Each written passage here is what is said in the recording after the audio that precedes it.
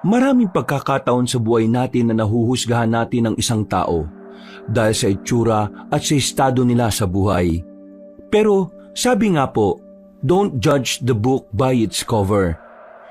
Ito pong isa sa matututunan sa kwentong isishare ko ngayon.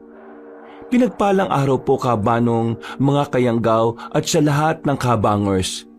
Isa po ko sa masugid niyong tagapakinig. Ako po si Donnie. Hindi ko po tunay na pangalan. 30 years old na po ako at nandito ako ngayon sa Maynila.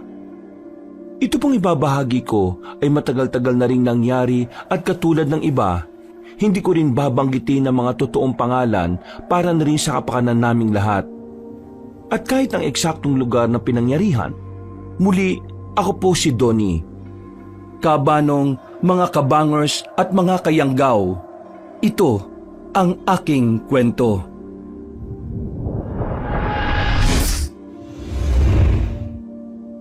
Bago nga pala magsimula ang ating kwento, sana'y mapindot nyo muna ang subscribe button at ang notification bell para lagi kayong nanonotify pag may bago tayong mga kwento.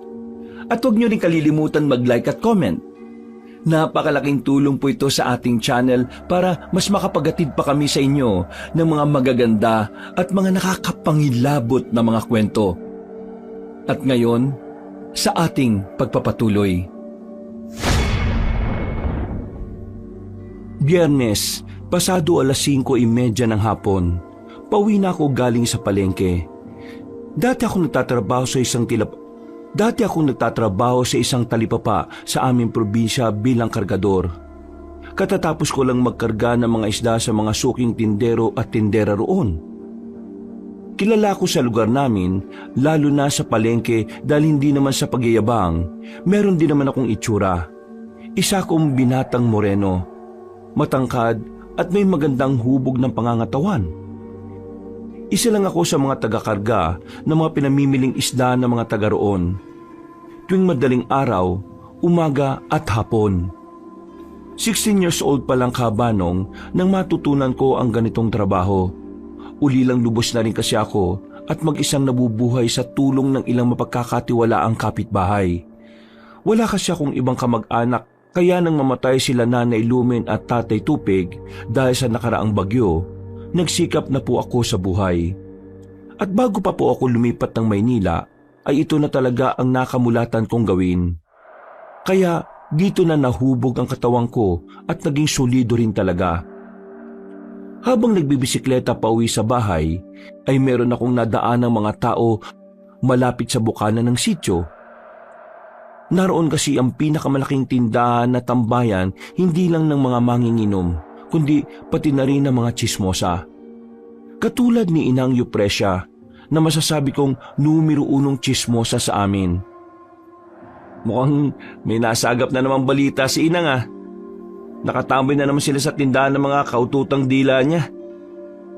Automatic na kasi kabanong kapag nakikita namin sa tindahan si Inang Yupresya, pati ang mga kapwa niya tsismosa, sigurado nang meron silang topic.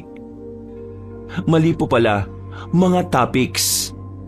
Kung minsan nga ay nauubos nila ang oras at parang nalilibot na ang mundo sa pakikipagtsismisan lang.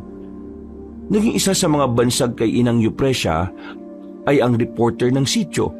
At sa tuwing tinatawag siyang ganon, sa halip na mainis ay ikinatutuwa pa niya talaga.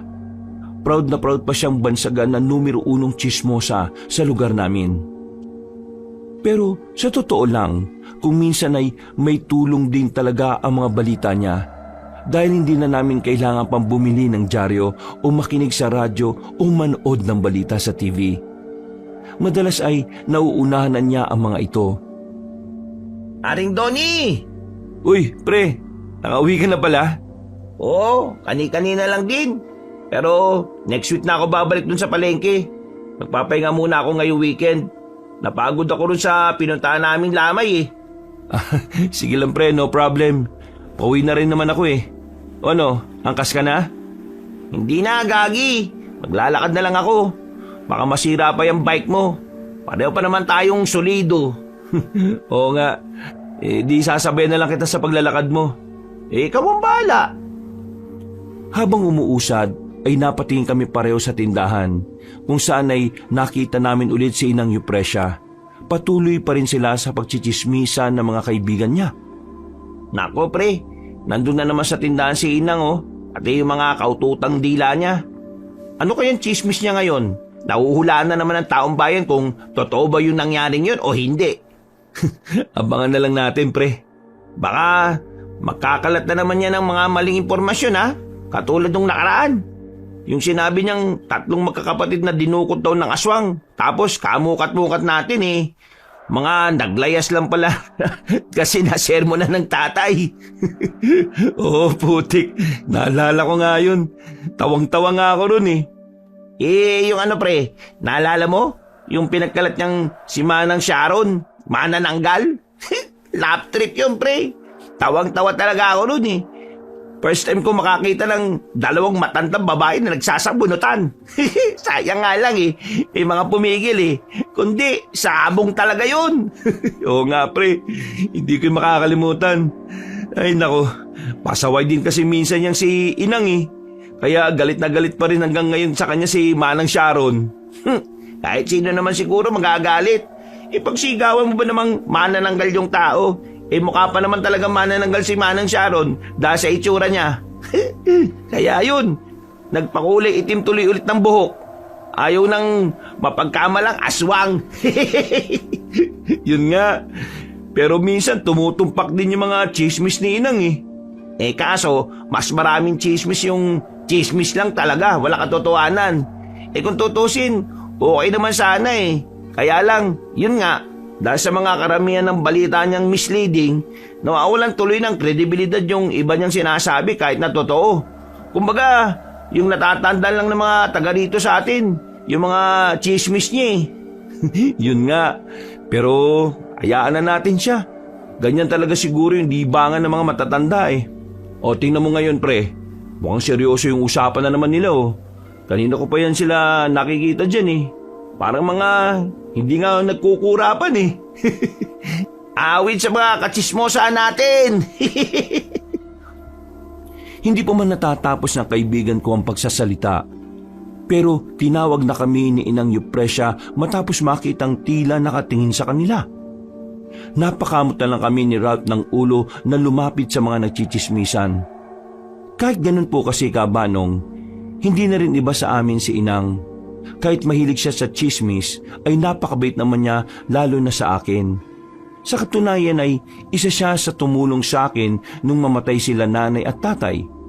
At hanggang ngayon ay nakagabay pa rin siya at tumutulong kung kinakailangan. Paglapit namin, ay ibinalita nga kagad nila ang tungkol sa nangyayaring pag-atake nga raw ng manananggal sa kabilang barangay. At hindi nga namin alam ni Ralph kung paniniwalaan sila dahil ang sabi, lalaki raw ang manananggal. Ang totoo niyan kabanong, ay narinig ko na rin sa palengke ang kwentong yon. Pero sinasabi rin doon na hindi rin naman talaga napatunayan kung lalaki ba talaga ang manananggal. Katulad ko, kung sakaling totoo man, hindi ako maniniwala dahil wala pa namang manananggal na lalaki. Ang pagkakaalam ko lang din talaga ay babae ang mga manananggal. Pero siyempre, hindi na kami sumabat ni Ralph. Nakinig na lang kami ng nakinig sa kanila. Hanggang sa mapunta ang usapan nila sa kulam at kung ano-anong chismisan.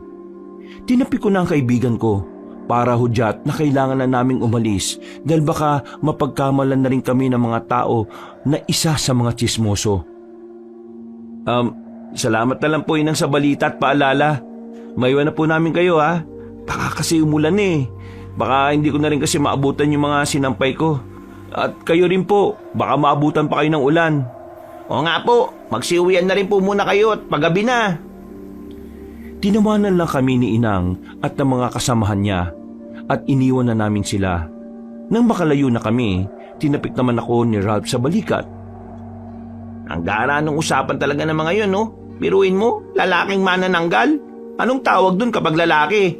Di manananggol. Ewan ko nga rin sa mga yun, pre. Kung ano-ano mga kachismisan lang talaga no? Nasasagap ni Inang. Oo nga eh. Natigilan na kami pareho nang makita ang dalawang may edad na tila mag-asawa mula sa hindi kalayuan. Nagtutulak sila ng kariton na hindi namin alam kung ano ang laman. Dahil dito ay saglit kong ibinaba ang bike at sabay kaming lumapit ni Ralph para sila ay tulungan. Doon din namin nakita ang laman ng kanilang kariton. Mais. Tulungan na po namin kayo. Kami na pong bahala rito, Manong at Manang. Salamat sa inyo mga iho. Ako, walang anuman po. Bakit po kayo nagtutulak ng ganito kapibigat na bagay?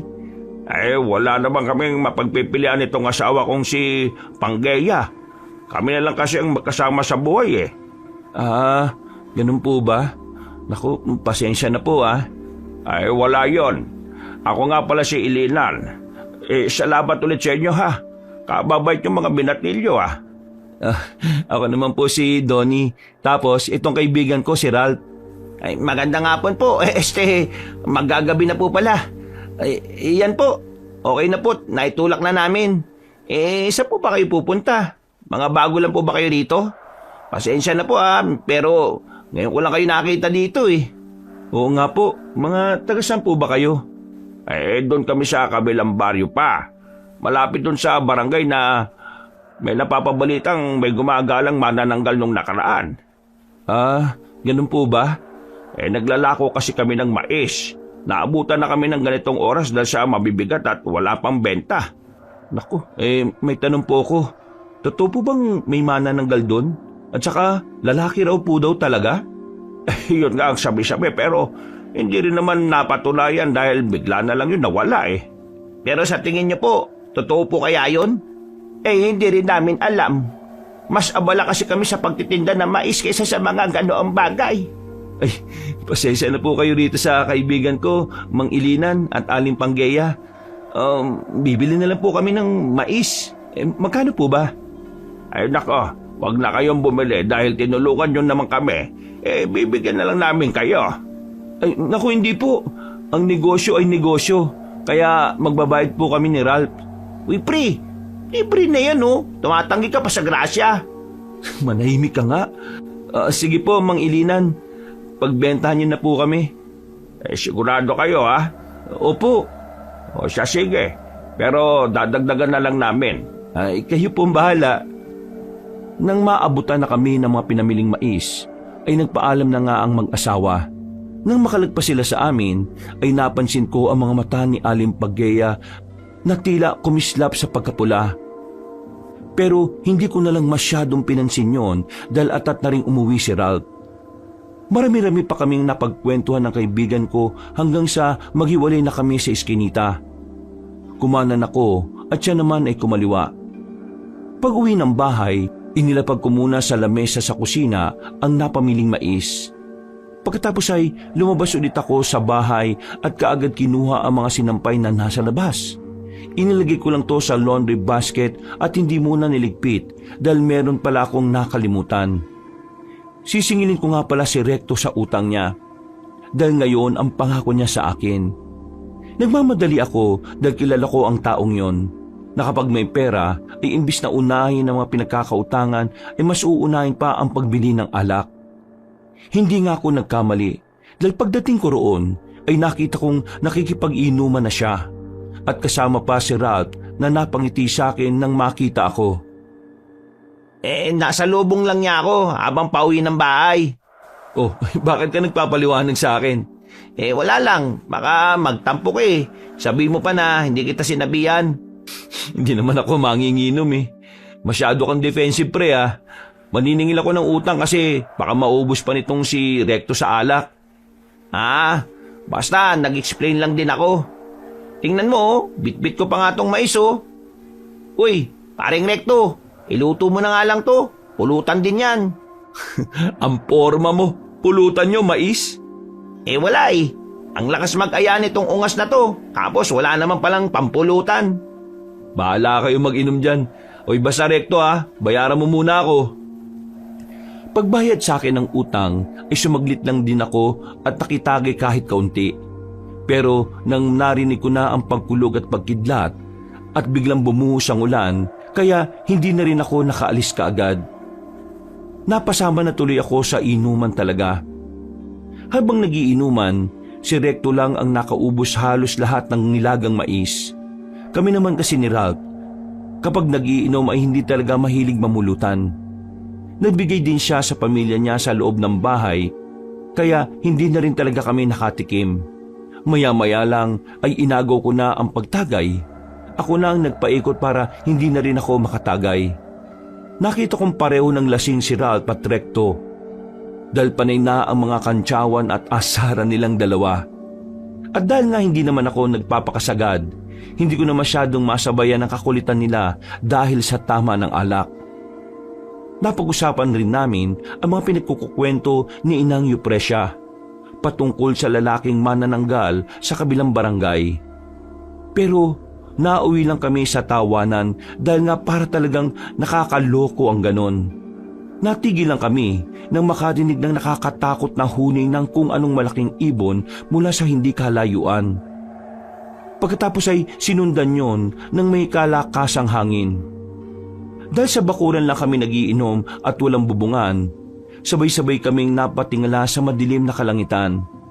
At kitang-kita ko ang dalawang malaking tila ibon na lumipad palayo. Kinabahan ako, Kabanong, dahil parang hindi ordinaryong ibon ang nakita ko.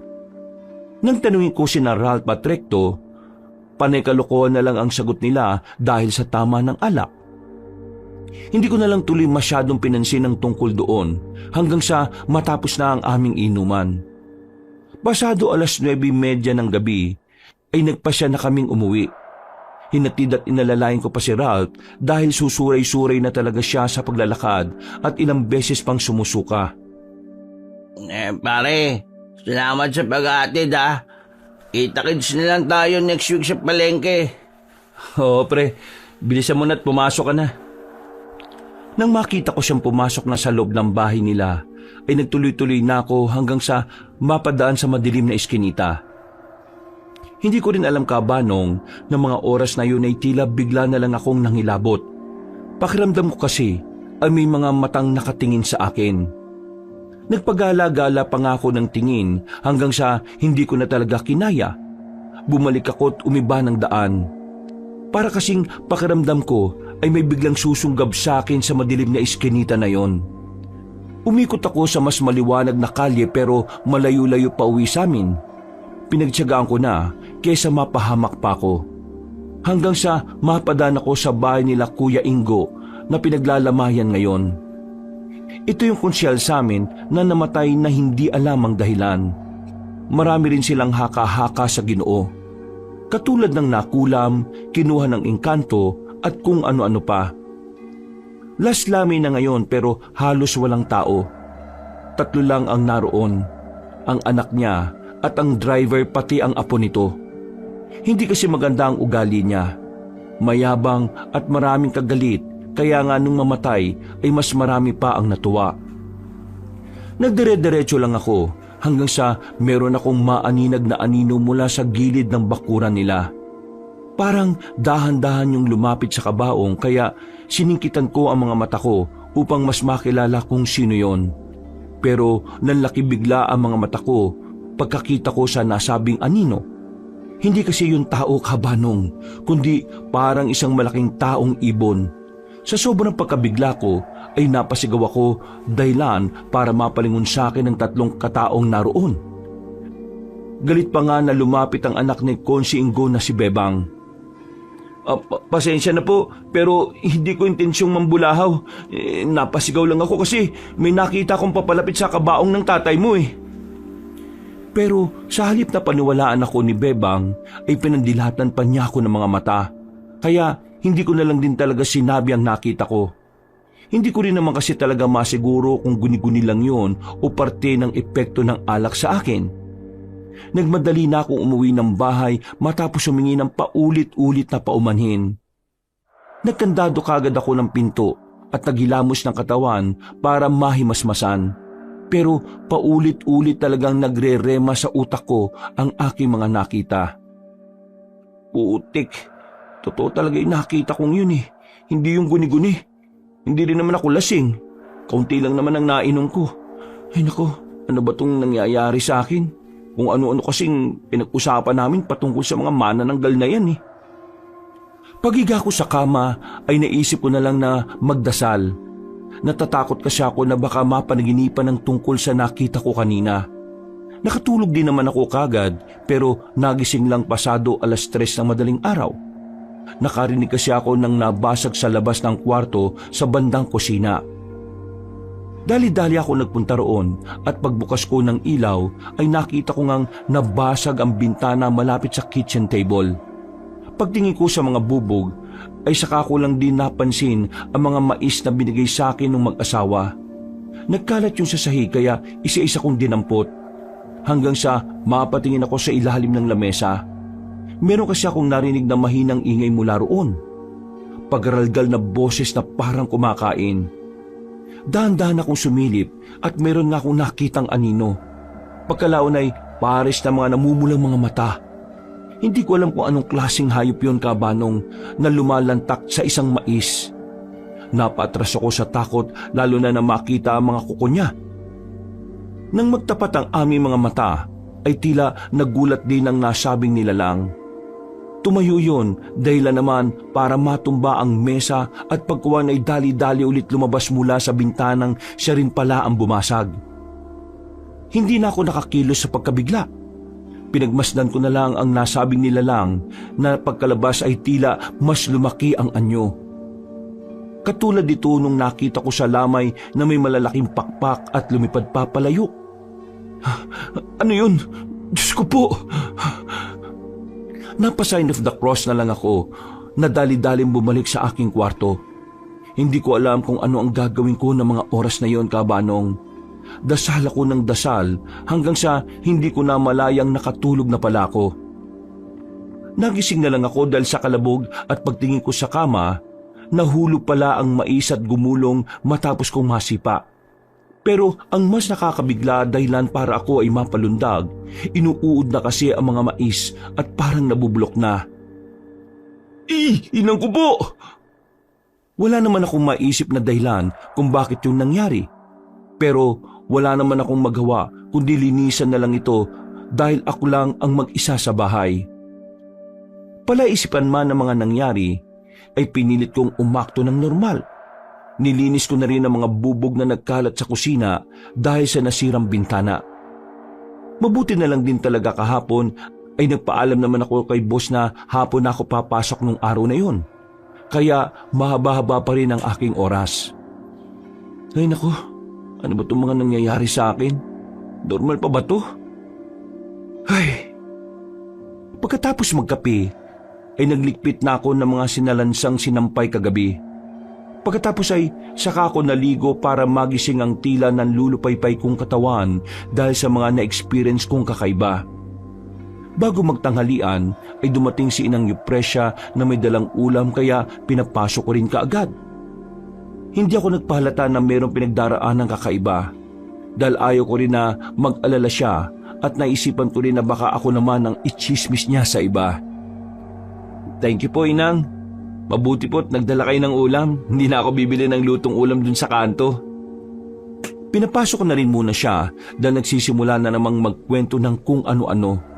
Nang mabanggit niya ang tungkol sa malaking ibon na nakita raw na umaaligid sa lamay, ay bigla na naman tuloy akong napaisip. Lalo na nang sabihin niya na posibleng ang aswang daw yon na planong kunin ang katawan ng namatay na konsehal. Gusto ko sanang ikwento sa kanyang nakita ko rin yon at may pumasok kagabi sa bahay. Nakapareho ng kinuwento niya. Pero siyempre, pinigilan ko pa rin ang sarili ko dahil ayaw kong humaba ang usapan.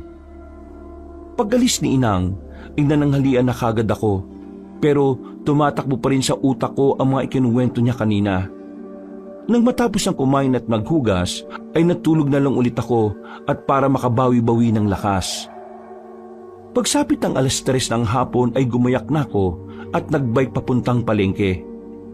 Nakita ko kagad si Ralph na kagagaling lang sa bigasan kaya napaangat kilay ako sa kanya habang napapaismid.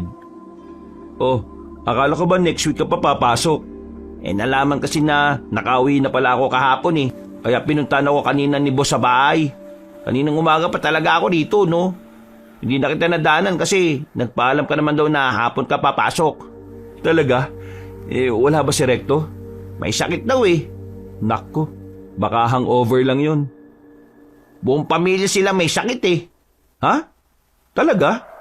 Oo, nagpunta nga ako ron bago manangalian pero walang tao. Ang sabi, nagpunta na raw sa ospital eh. Nako, bakit na ospital yun, pre? Ano ba talaga nangyayari sa kanila? Wala rin akong ideya. Baka mamaya si Inang Yupresya merong alam. Itanong natin mamaya. O sige, nag-alala tuloy ako sa kanila. Kagabi lang okay na okay pa yung inuman natin eh. Yun nga, ano kayang nangyari sa mga yun? Katulad nga ng sinabi mo kanina, itanong na lang natin kay Inang pag uwi natin. O baka pupunta naman yun dito at mamamalengke. Oo, magtrabaho na muna tayo pre. O sige. Nagtrabaho na nga kami ni Ralph pero hindi ko alam kabanong kung bakit sa lahat ng araw sa hapong yun pa ako tila may kung anong pakiramdam na mabigat sa dibdib. Palagi namang maingay sa palengke pero habang umiinom ako ng kapeng barako at nag-iinat-inat ng katawan sa tabi ng pwesto namin, pakiramdam ko ay may mali. Hindi ko rin maipaliwanag kabanong, basta ang pakiramdam ko lang talaga ay parang may kakaibang tunog sa ilalim ng sigawan, tawanan at kalansing ng barya sa paligid. Isang tunog na mababa, halos hindi marinig, pero ramdam ko ang biglang pangingilabot. Habang nagmamasid ako sa mga dumadaang tao, ay doon ko sila muling nakita. Si Mang Ilinan at Aling Panggeya. Hindi ko kailangan pag-isip pa para makilala sila. Pareho pa rin kasi ang suot nila kahapon nung makita namin sila ni Ralph. Kupa sa mga damit na tila laging basa kahit tirik ang araw. At naroon pa rin ang tulak-tulak nilang kariton na puno ng mga mais. Mais na mapuputla ang balat at parang hinugot sa lupa ng hindi pa oras. Naglalako na naman sila ng paninda. Biglang bumalik sa isip ko ang mais na binigay nila sa amin kahapon. Hanggang sa kaninang umaga nang makita ko kung paanong nabulok at inuod ang mga yon. Alam kong hindi normal ang ganoong pangyayari. Kaya bago pa ako makapag-isip ng maayos ay kusa nang gumalaw ang mga paa ko. Sinundan ko sila kabanong. Habang lumalayo sila sa gitna ng palengke, napansin kong kakaiba ang kilos nila. Hindi sila tinatabihan ng mga tao at hindi binabangga na parabang may puwang na kusang bumubukas sa dinaraanan nila. Hindi sila napapansin ng mga tao, tila ba ako lang ang nakakakita. At kahit mabagal ang mga lakad nila, ay parang hindi ko sila mahabol. Mang Ilinan, Aling Panggeya, saglit lang po, hintayin niyo po ko.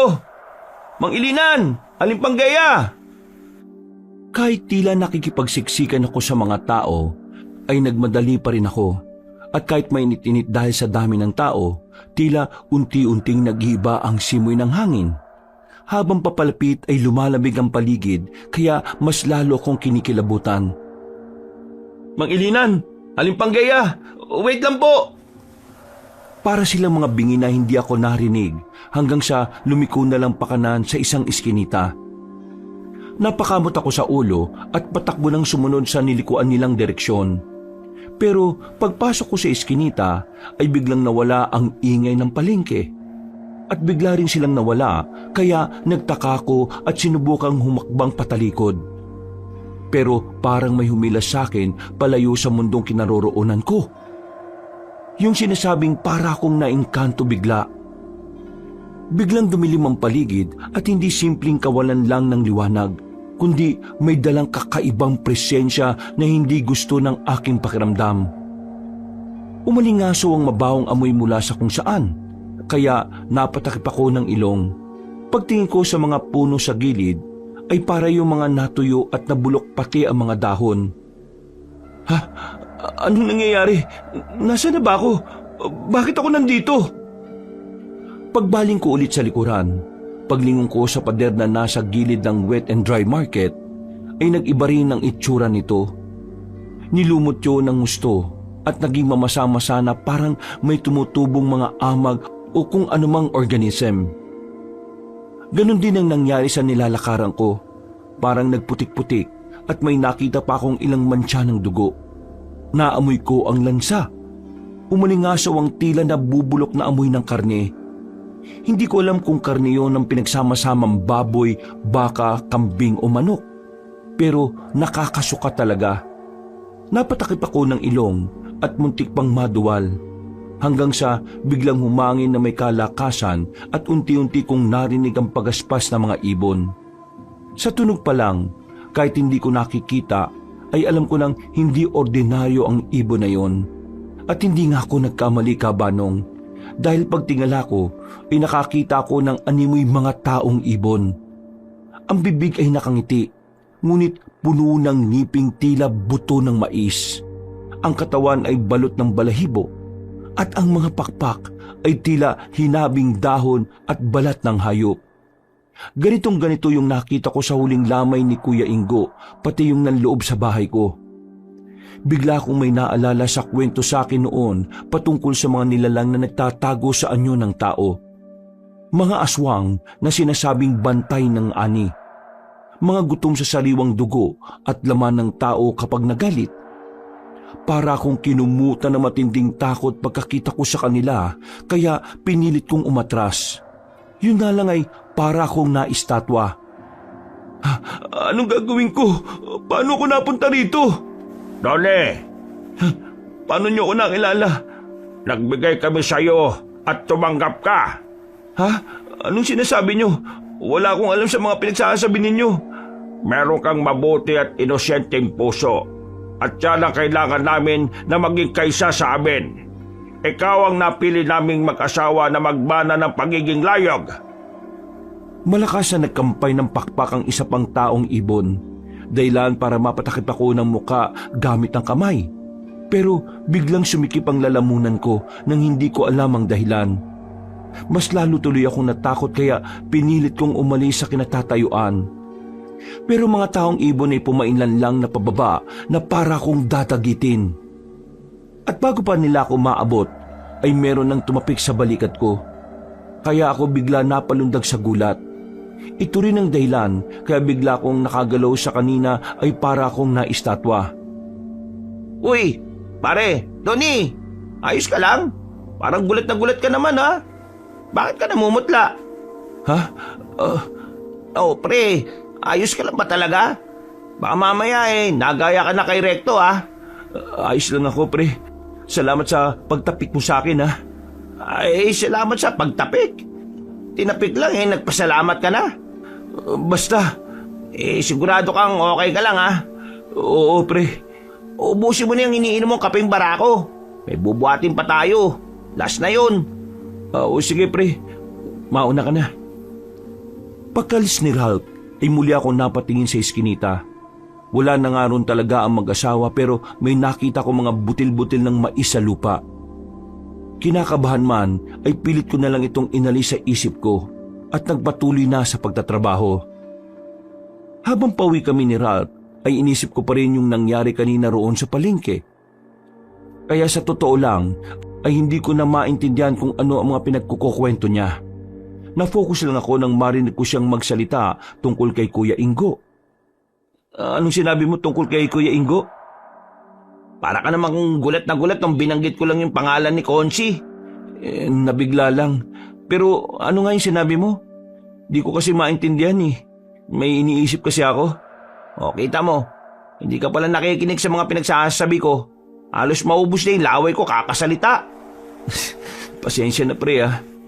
Ano nga ba yung sinabi mo patungkol kay Kuya Ingo?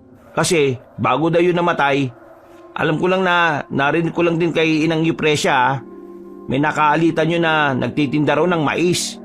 Naisip ko lang bigla na baka hindi kaya yun yung mag-asawang nakita natin kahapon. Ha? Paano mo naman naisip yun? Wala, random lang, makakonect lang. Parang iba nga yung kutob ko sa mag-asawang yun pagkatapos nung nangyari kanina. Oh, bakit ka na naman nabulong dyan? Ha?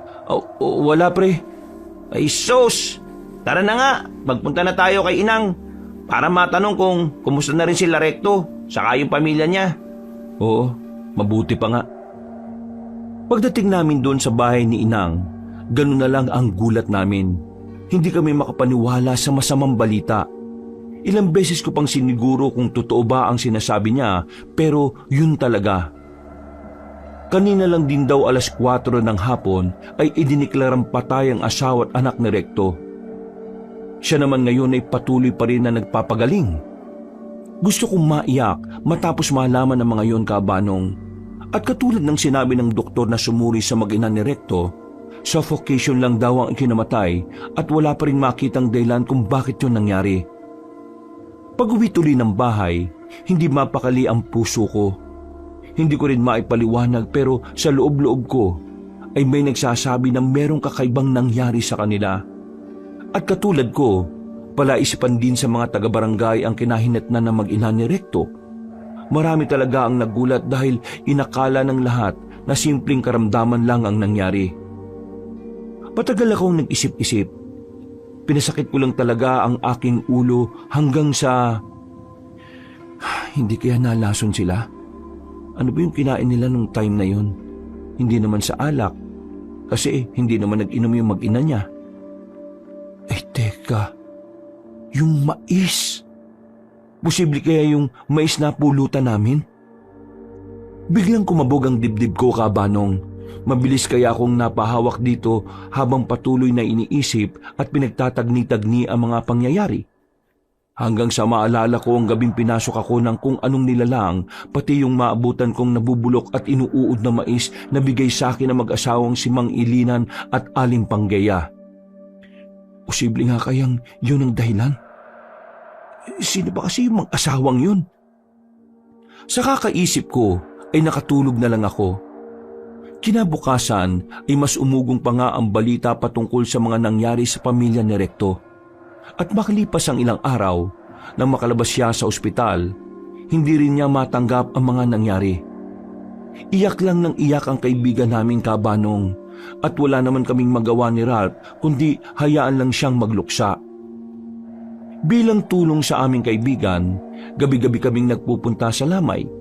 Hindi rin kasi nagpapakita sa tao si Recto. Palagi lang siyang nasa kwarto niya. Ang nag-aasikaso tuloy ng lahat ay ang tiyahin niyang si Aling Judine at hinahatiran lang siya ng pagkain sa labas ng kwarto. Nag-aalala man kami ay wala naman kaming magawa. Kung kami ay nasasaktan sa mga nangyari sa kanya, paano pa kaya siya bilang isang ama? Sa mga nagdaang araw, mas dumalas din ang kakaiba kong experiences na kababalaghan. Lalo na kapag uuwi ako ng bahay galing sa lamay. Sa tuwing maghihiwalay kami ng landas ni Ralph, para bang palaging merong nakamasid sa akin at sumusunod.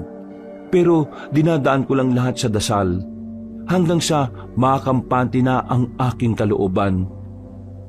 Nang malibing na ang mag-ina ni Recto, ay mas lalo pang tumindi ang mga pangyayari.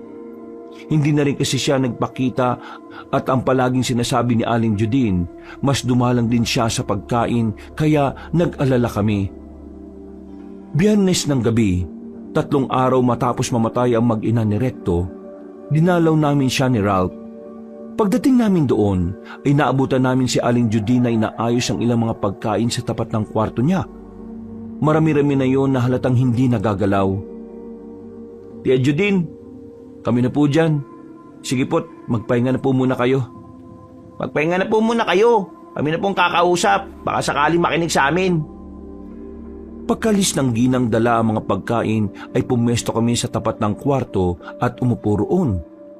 Humawak ako sa nakasarang pinto at nakiramdam kung anong meron sa loob. Ganun din ang ginawa ni Ralph. Matagal kaming natahimik lang. Tol, lumabas ka na dyan at kumain. Hindi magugustuhan ng asawa mong si Kia at anak mong si Popo kapag ganyan ka. Huwag ka magpapalamon sa lungkot, Tol. Nandito lang kami dadamayan ka namin. Lumabas ka na dyan at kumain, Tol. Kung kailangan mo na kausap, nandito lang kami. Hindi ka namin iiwan. Isang malakas na kalabog ang narinig namin mula sa loob ng bahay. Tunog na parang natumbang upuan o kung ano. Dahil dito ay nag-alala kaming nakatinginan ni Ralph. Gumana na rin kaagad ang isip namin, kaya sabay naming tinulak ang pinto. Buong lakas yun hanggang sa mabuwal namin to. Dahil din sa ingay ay sumunod sa amin si Aling Judine na punong-puno rin ng pag-aalala. At sabay-sabay na tumambad sa aming tatlo ang hindi kaayang-ayang ginawa ni Recto sa sarili niya. Hindi ko na po ididetalye ang ginawa niya, Kaabanong, para na rin makaiwas sa tagapakinig na merong pinagdaraanan ngayon sa buhay. Pero gusto ko lang sabihin na hindi solusyon ang pagkuha sa sariling buhay para takasan ng kalungkutan. Dinala namin siya kaagad sa ospital at sinabi ng doktor sa amin na kung hindi siya naagapan ay siguradong wala na siya. Nanginginig ang kamay ko habang nakatingin sa walang malay na si Recto. Ito rin kasi ang unang pagkakataon ko na makakita ng ganon. Kaya tinapik-tapik na lang din ako ni Ralph hanggang sa mapanatag ako kahit na papaano. Mga bandang 9:30 ng gabi, nagpaalam na kami kay Aling Judine. Pag-uwi ko ng bahay, sa tuwing ipipikit ko ang aking mga mata, ay nakikita ko ang ginawa ni Recto. Kaya hindi tuloy ako makatulog. Ay nako, ano ba naman to? Bakit mo ba kasi ginawa yun sa sarili mo, Tol? Alam ko na mahirap ang pinagdaraanan mo pero hindi ang pagpapatiwakal ang sagot. Sana maging okay ka na at panalangin kong wag nang maulit yon. Nauwi na lang ako sa pagdarasal hanggang sa tuluyang makatulog. Kinabukasan at sa mga sumunod pang araw ay naging okay naman ang pagtatrabaho namin ni Ralph. Hindi pa kami ulit nakadalo kay Recto sa ospital dahil medyo abala. At nakita ko naman ang mag-asawang nagtitinda ng mais. Ganun na naman ang nangyari, Kabanong. Bigla na lang nag-iba ang paligid at nangamoy na nabubulok at inuuod. Pagkatapos ay muling nagpakita ang nakakatakot na nilalang. Salamat na lang ulit kay Ralph dahil tila siya na naman ang nagsagip sa akin ng bangungot na yun. Uy, pre, okay ka lang ba? Parang itong mga nakalipas na araw, parang madalas kitang makitang lutang ah. May problema ka ba? Ha? Kung may problema ka, huwag kang mahihiyang magsabi sa akin, pre ah. Ayoko nang may matulad kay Recto. Alam mo naman. Oo, naintindihan ko, pre. Eh magsabi ka lang sa akin ah. Oo nga, pre. Magsasabi ako sa iyo, pangako. Mabilis na lumipas ang oras. Pasado 7:30 ng gabi. Nang pauwi na kami, ay naabutan na naman namin sina Inang sa tindahan kasama ang mga katsismisan niya. Pagkakita niya sa amin, ay dali-dali niya kaming pinalapit. Mahalata sa mukha niya matinding pag-aalala, kaya kahit kami ay tila kinabahan din. At yun na nga, Kabanong, dahil ibinalita sa amin ni Inang Yupresya na kaninang hapon ay tumakas nga raw sa ospital si Recto. Kasalukuyan siyang pinaghahanap hanggang ngayon. Inabisuan na rin kami na kung sakaling makita namin ay hikayatin naming umuwi kahit na anong mangyari. Nagpaalam na kagad kami ni Ralph dahil binalak pa namin siyang hanapin sa lugar na madalas naming tambayan at puntahan noon. Naisip din namin na magpunta sa sementeryo kung saan nakalibing ang mag-ina niya pero bigo kaming makita siya. Saan kayo nagpunta yung taong yun, no? Ano ba itong nangyayari? Ano ba itong mga ginagawa ni Recto? Kaya nga pre, nakakapag-alala kahit nakakainis na rin. Sana lang talaga wala siyang gawing masama na naman sa sarili niya. Yan nga rin ang di natin masisigurado. Tara na, umuwi na muna tayo. Madilim na rito sobra sa sementeryo. Paglabas namin mismo sa sementeryo, ay nagulat kami dahil bumungad naman sa amin ang mag-asawang nagtitinda ng mais. Hindi ko lang ipinahalata kay Ralph, pero may kakaiba na talaga akong nararamdaman sa mag-asawang ito, Kabanong. Muli kong napansin ang kakaibang kislap sa mga mata ni Aling Panggaya nang magtama ang aming mga mata. Kayo po pala, Mang Ilinan at Aling Panggaya. Magandang gabi po. Magandang gabi rin sa mga nagugwapuang pinatilyo. Gabi na. Bakit nandito kayo sa sementeryo? May kaibigan lang po kaming pinuntahan. Wala naman po pala rito. Kayo po, gabi na. Saan naman po kayo galing? At bakit dito naman kayo napadpad sa sementeryo banda? Wala naman pong mga kabahayan dito ah. May mas malapit kasi na daan sa banda roon para mas madali kami makauwi sa amin. May shortcut? Parang wala po akong alam na shortcut dyan ah. Parang pader at ilog na po. Meron. Akala nyo lang wala pero meron talaga. Ay, ganun po. Kailangan nyo po ba ng tulong namin? Sasamahan na po namin kayo makatawi. Ha? Bakit ako hinawakan sa braso, Donnie, pare? Ha? Anong hinahawakan? Natapik lang kita. Hindi yung sinasadya, pre. Kala ko kung ano na eh. Ano, samahan na natin sila? Hindi na mga nagwagwapuhan at mababait na binata. Kayang-kaya na namin to. Hindi naman malubak ang daan doon. Pero madilim na po eh. May ilaw naman kaming dala. Yan no, hawak ng asawa ko. At saka kahit matatanda na kami, malilinaw pa rin ang aming mga mata. Kayang-kaya ko pang makakita kahit na lang kami. Palabiro rin pala kayo, Aling Panggeya. O sige po, mag-iingat po kayo ha. Kayo rin. O siya, bago tayo mag-iwahiwalay kunin nyo itong mga mais. Tig-isang balot ulit kayo dahil mukhang hindi nyo nakain yung mga nauna namin binigay sa inyo eh. Uy, salamat po. Teka, paano nyo po nalaman na hindi ko nakain yung sa akin? Ay, oo nga pala. Naalala ko, nabigay ko yung kinarekto nung nakaraan pa eh. Salamat po ulit rito ha. Tumango lang ako sa dalawang matanda at habang nagpapatuloy pa sila sa pag-uusap, ako naman ay napapaisip na ng malalim. Doon ko lang din kasi napagtanto na simula nung kainin ni Recto at ng pamilya niya ang mais na nilaga namin noon ay napahamak na sila. Kami nga lang ni Ralph ang hindi nakakain ng gabing yun. Nangilabot ako at parang nanlaki ang ulo ko matapos yun ma-realize ka, Banong.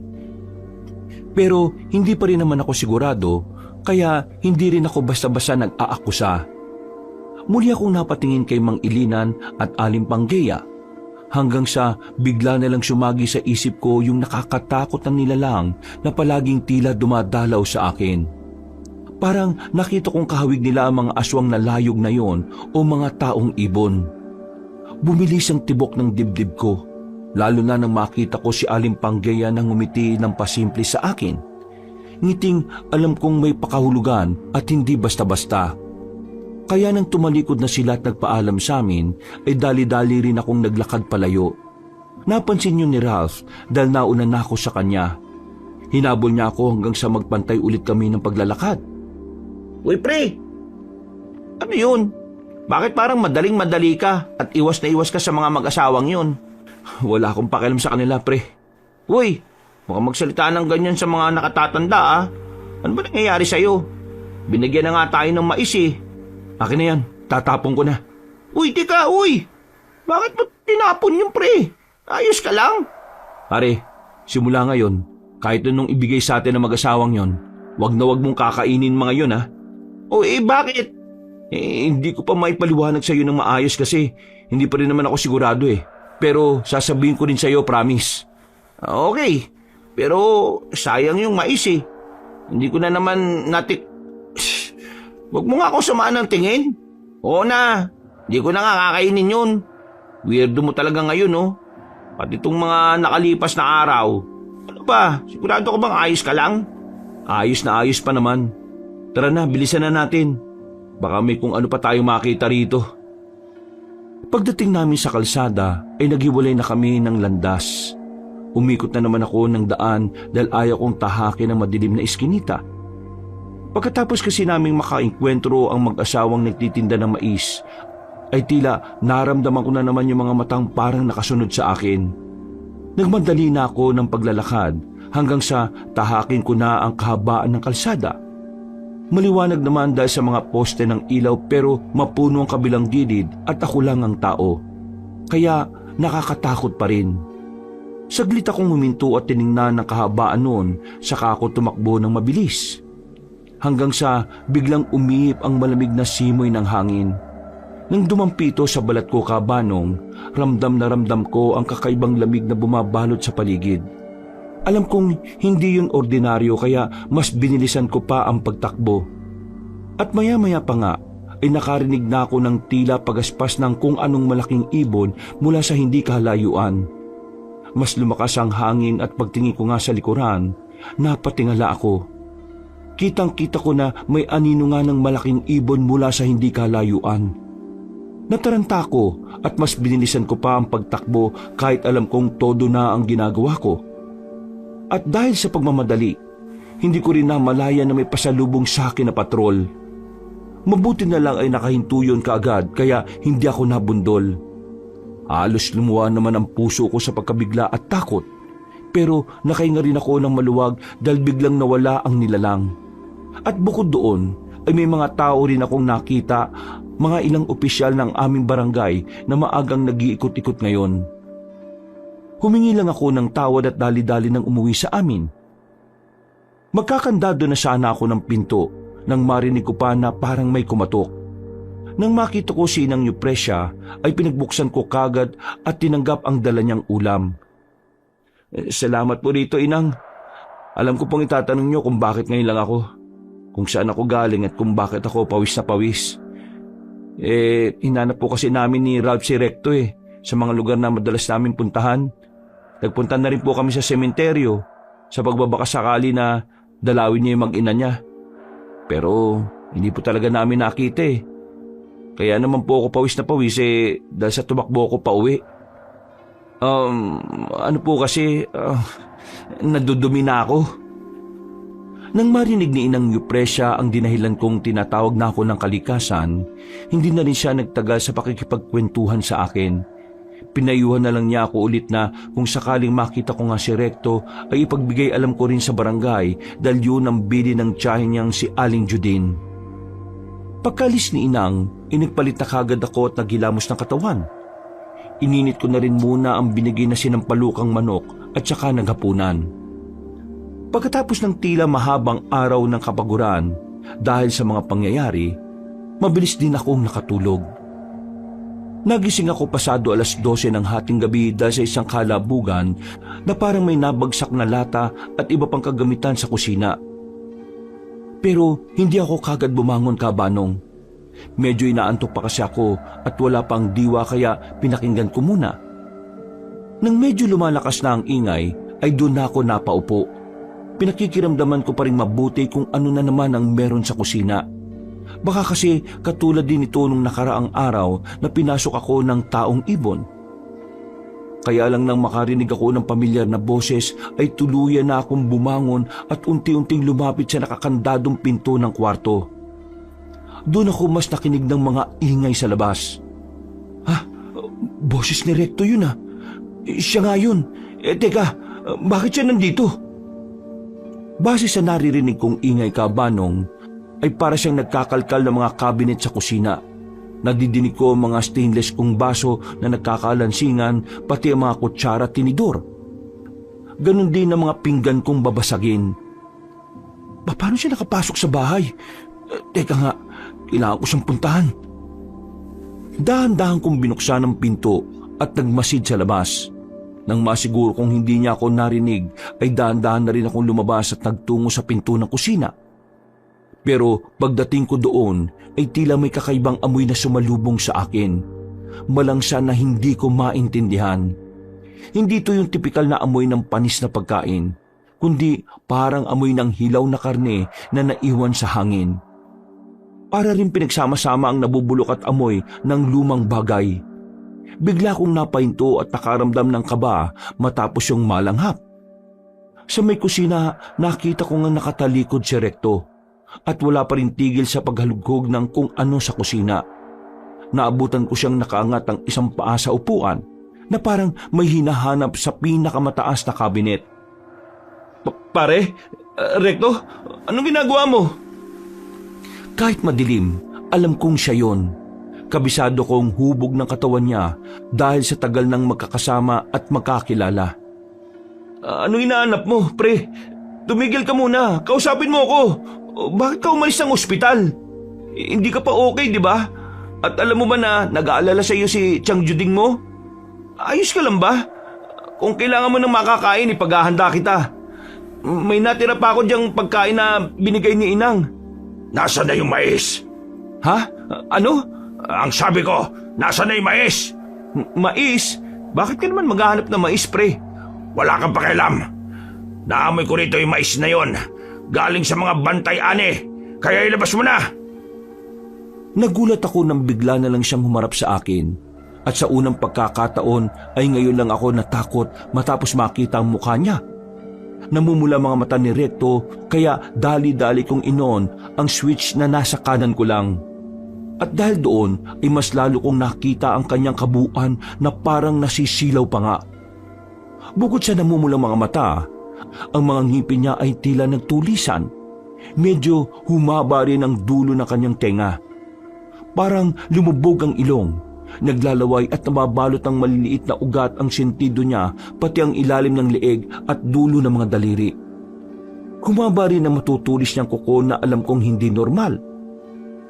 Para na siyang nahahawig sa mukha ng aswang na layog, pero hindi pa siya ganap na halimaw. Ramdam ko rin na may parte pa ng kalooban niya na alam kong tao pa rin at alam kong kaibigan ko pa rin. Pero hindi talaga ako makapaniwala na makita siya sa ganoong itsura. Ano nangyari sa iyo, pre? Tinatanong mo kung anong nangyari. Ilabas mo ang mais ng bantay, Ani. Nagugutom ako. Hindi ko alam ang mga sinasabi mo. Walang mais dito. Sinungaling ka! Ilabas mo na, Donnie! Ano ba nangyayari sa iyo? Huwag mo na akong pahirapan pa. Ilabas mo na yung mais, Donnie. Maniwala ka, pre. Wala nga sa akin. Hindi ko alam ang sinasabi mo. Hindi ko pigilan kapag hindi mo pa binigay sa akin. Ikaw na makakain ko. Ha? Tumakbo ka na, bilis! Pero sa halip na gawin ang sinabi niya, dala na rin ng pagkataranta at takot kabanong, ay hindi kagad ako nakakilos. Para akong naistatwa at napatingin na sa kamay niyang nagpipigil. Nakikita ko na sa matindi niyang pagkuyom ay nagdurugo na ang kanyang palad. Anong nangyari sa iyo, pre? Sinabi kong umalis ka na. Lumayo ka na, dali. Lumayo ka na dahil baka masaktan pa kita. Bilisan mo! Nang bigla siyang sumugod, ay doon na lang ako napatakbo. Pero mukhang huli na. Sinunggaban niya ako at pareho kaming nadapa. Pero mabilis ko siyang napiglasan at nasipa sa muka. Yun nga lang ay hindi kagad ako nakatayo. Kaya gumapang ako habang tumatakas at ganun din ang kanyang ginawa. Mabuti na lang ay hindi pa siya mabilis gaya ng mga aswang na naririnig ko at nababalitaan sa mga kwento nila Inang Eupresya. Pero may lakas siyang hindi ko inaasahan. Pagtayo ko para tumakbo at sumigaw ng tulong ay muli niya akong sinunggaban sa likod. Pareho na naman kaming bumagsak sa sahig at sa pagkakataong yon ay tumama ang likod ko sa lamesa. Nang maparap ako sa kanya, ay doon ko na nakitang nagbabago-bago ang kulay ng balat niya sa bawat segundo. Pati na rin ang buo niyang katawan ay tila ba nagbabago-bago ng anyo at hugis. Humahaba ang ngipin, lumalalim ang bitak sa balat at ang likod niya ay tila may gustong lumabas na parang malaking buto. Sa pagkakaintindi ko sa mga nangyayari, ay parang tutubuan siya ng pakpak, katulad ng aswang na layog. Sinamantala ko na ang pagkakataon habang wala pa siya ulit sa sarili. Dahil sa pabago-bagong anyo, sinipa ko na naman siya. Sa pulsa muka na tumama siya sa pinakakanto ng bandang lababo. Pasensya na, pre!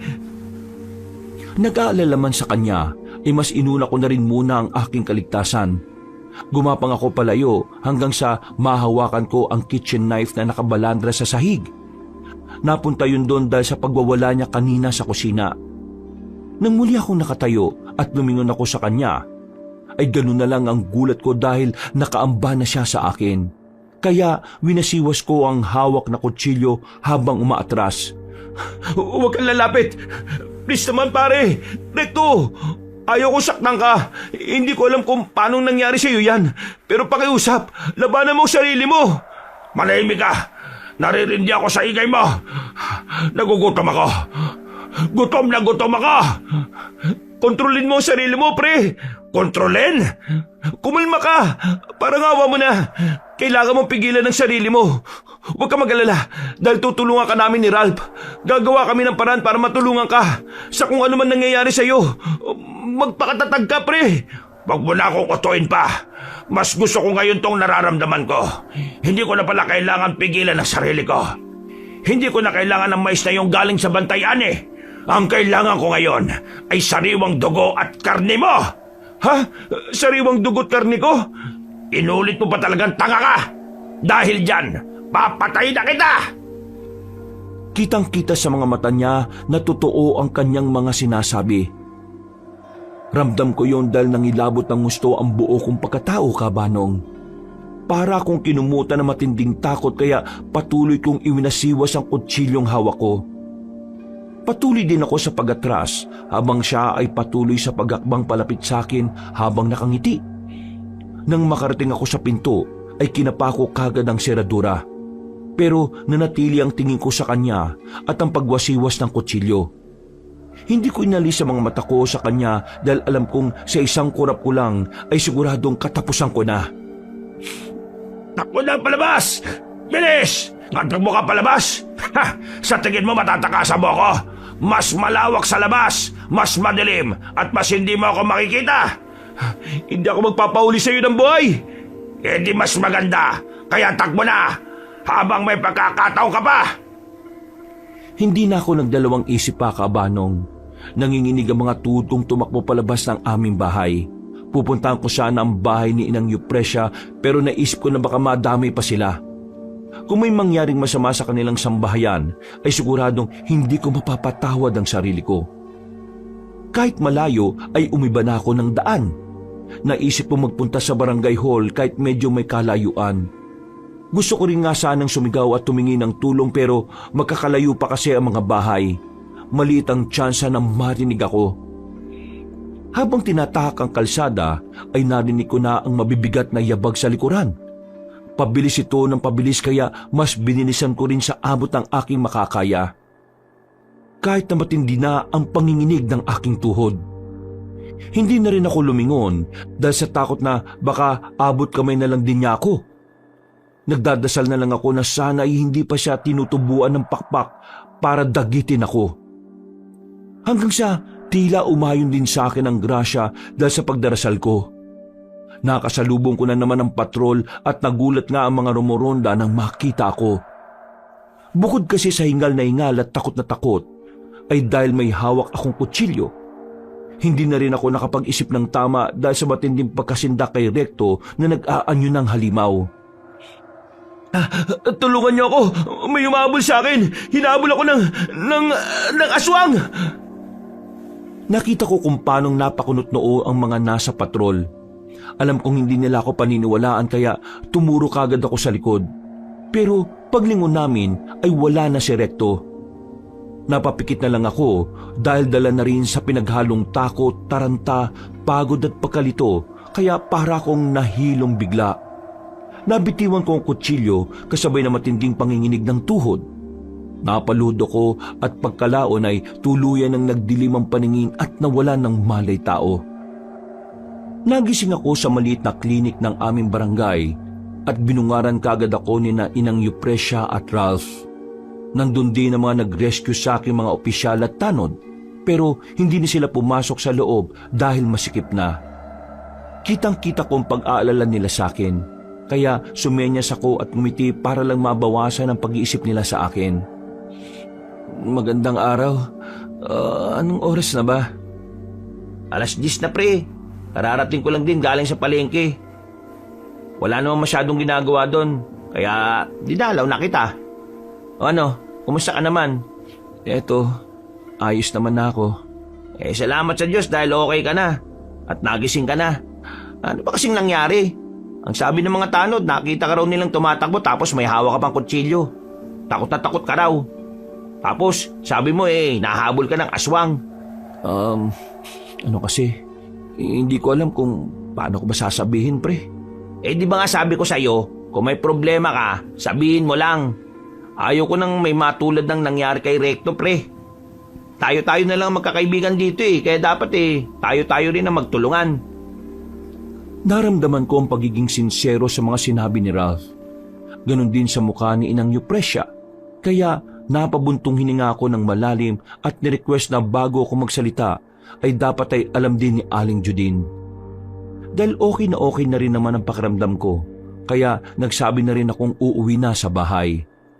Doon namin tinalakay ang mga nangyari sa akin at nagulat nga sina Ralph, Inang Eupresia at Aling Judine sa mga sinabi ko.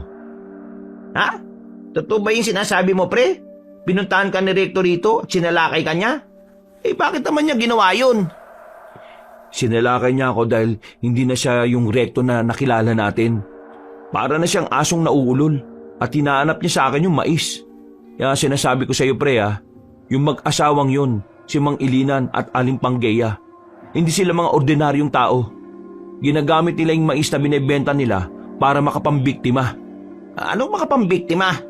Kaya ako pinatapon yung mais na binigay sa atin ng mag-asawang yon. Kasi sa palagay ko kaya namatay yung mag-ina ni Recto dahil doon. Naalala mo, di ba? Sila yung kumain ng nilagang mais nung gabi na nagiinuman tayo. Tapos simula nun, nagkanda loko-loko na. At ang totoo niyan, ilang beses din na parang may nangyayaring kakaiba sa akin. Sa tuwing makikita ko sila, para akong nahihipnotismo at nakakakita ng kung ano-ano. Ang ibig mong sabihin, naging biktima nila si Recto? Oo, pre. Kaya nung nagpunta siya kagabi sa bahay, parang naging mabangis na halimaw si Recto. Kahit di pa ako nakakakita pero sa tingin ko, para siyang naging aswang. Aswang? Totoo ba yung sinasabi mo? Oo, nanlilisik yung mga mata niya. Tapos, nagmukha talaga siyang halimaw. Para pa nga siyang tinubuan ng pakpak sa likod Nakatakas lang talaga ako at maswerteng nakita ng mga nagpapatrol kagabi. Ayaw naman nilang maniwala sa akin kaya sa inyo ko na lang sinabi yung totoo. Diyos ko po. Ano pong gagawin natin, Aling Judin? Inang Yupresya? Ipinaliwanag sa amin ni Inang Yupresya ang posibleng nayanggaw si Recto. Kaya naman kaagad ding nagsuggest sa amin si Aling Judin ng dapat gawin. Pagkatapos man ng halian ay gumayak kagad kaming apat at nagpunta sa isang lugar na hindi rin naman kalayuan sa amin. Pero hindi ako nadadako sa lugar na yon. Nung unay marami pa kaming nadadaan ng kabahayan pero nang hindi na sementado ang kalsada ay huminto na ang tricycle. Sinabi sa amin ng driver na hanggang doon na lang siya. Naglakad na nga kami at habang napapalinga sa paligid ay medyo kinikilabutan ako. Bukod kasi sa wala ng mga kabayan ay puro mayayabong na puno na lang ang nakikita namin. Hanggang sa matuntun namin ang isang bahay na bato pero niluluman na rin naman. Nakita namin doon ang isang Ginoo na nagpakilala sa amin bilang si Cadelion. Isang matandang lalaki na marami raw alam patungkol sa mga kababalaghan, kahit pa aswang. Maliit lang siya at mahahalata na ang katandaan. Kaya nang lumapit kami ni Ralph ay nagmano kami bilang paggalang. Pero nang magtama ang aming mga mata, hindi ko inaasahan ang sinabi niya. May nakadikit sa iyong sumpa. Ang ganda naman po ng bunga niyo sa akin, Cadelion. Tama lang na dito ka dinala ni Judin dahil sinisiguro kong matutulungan kita.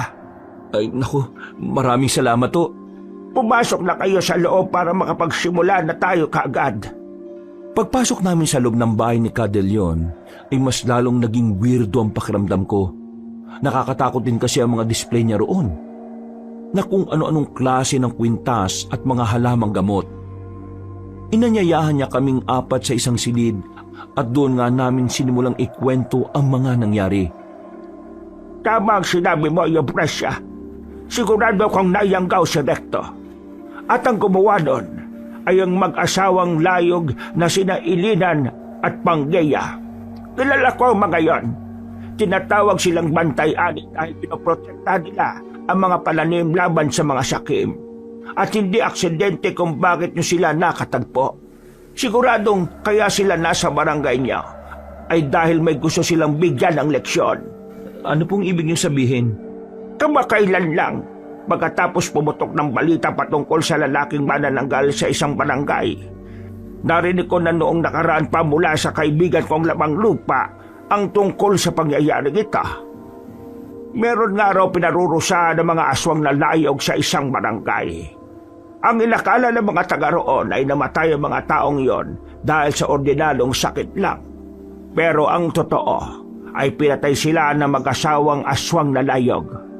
Hindi ko sukat akalain na lugar niyo ang tinutukoy na iyon. Pero bakit po ang lugar namin at pati ang kaibigan ko?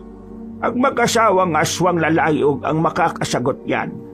Tanungin mo sila kapag nagkita kayo. Ho? Magkita kami? Paano po kami magkikita? Ipapatawag ko sila rito. Teka lang po, Cadelion. Kung aswang ang mga yon, bakit po sila kailangan papuntain dito? Baka mas mapahamak lang po ang kaibigan ko. Parang ginawa niyo naman po yatang pain. Yun lang din naman ang paraan para mawala ang sumpang binigay nila kay Donnie. Sumpa? Hindi ba'y sinabi ko na kanina na nababalot siya ng sumpa ng mag-asawang layog na yon?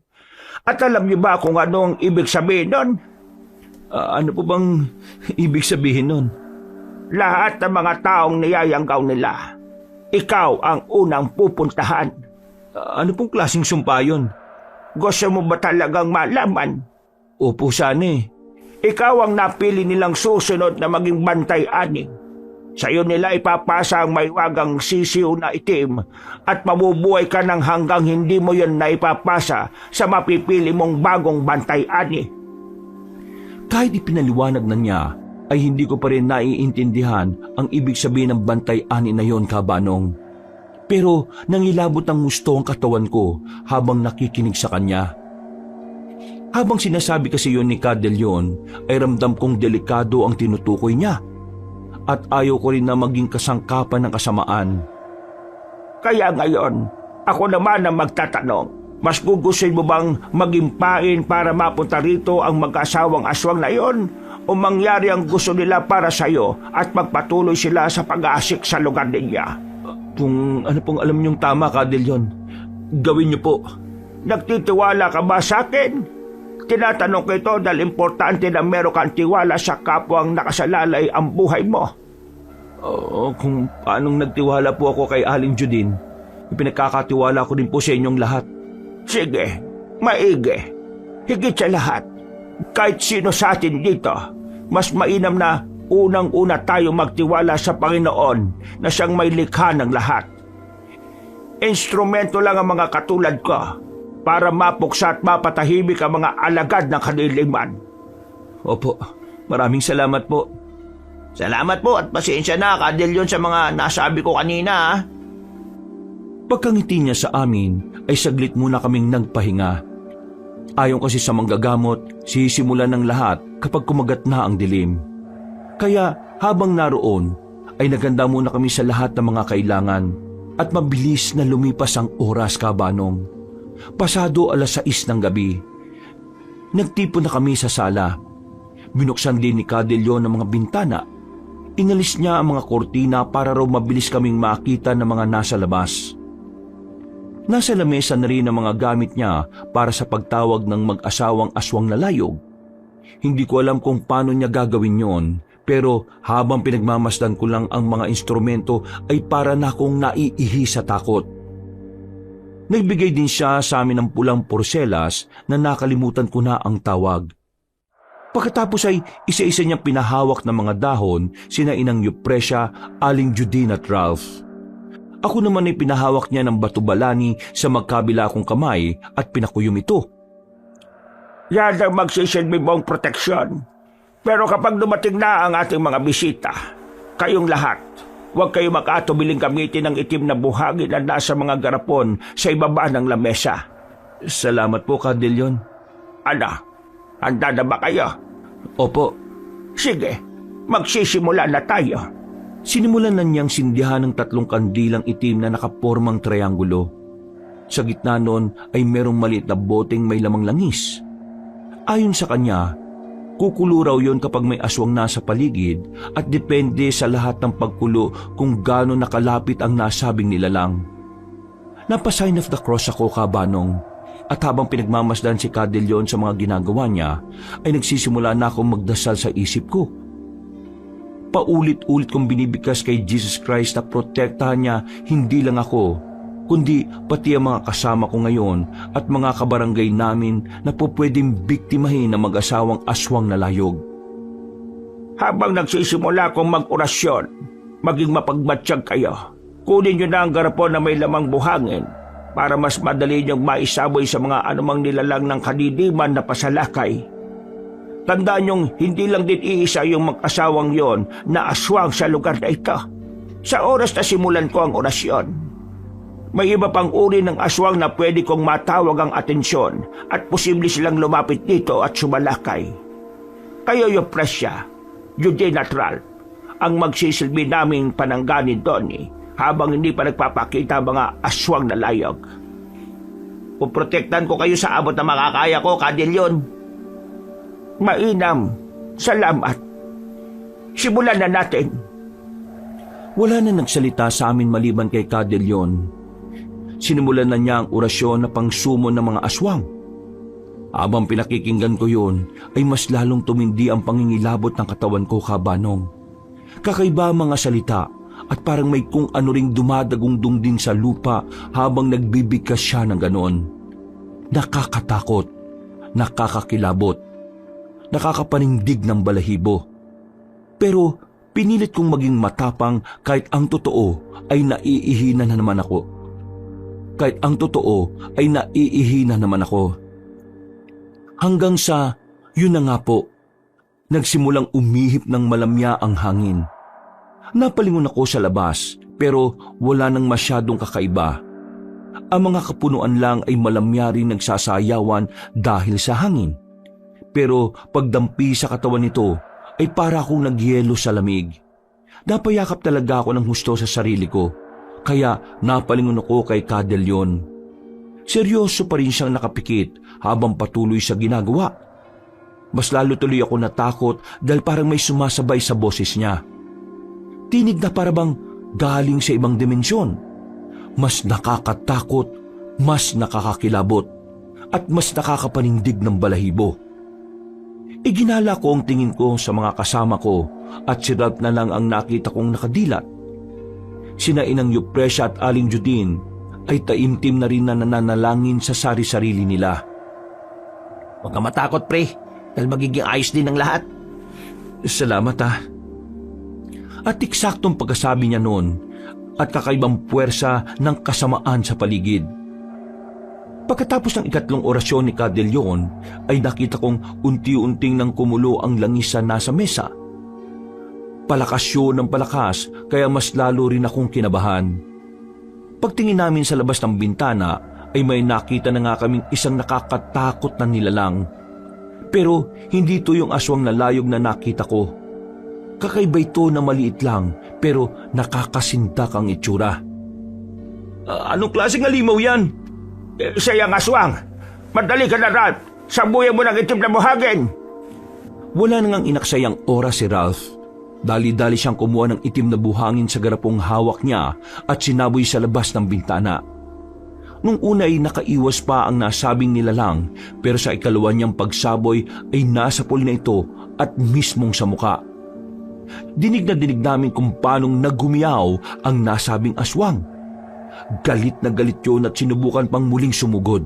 Pero muling nagsaboy ang aking kaibigan. Nang tumama yun sa katawan ng aswang, ay unti-unting nasunog ang katawan nito hanggang sa malusaw. Nagulat ako sa akin nakita dahil ito ang unang beses kong makainkwentro ng ganoong bagay, Kabanong. Hayaan mo na sila dyan at ituon mo ang atensyon mo sa ginagawa natin.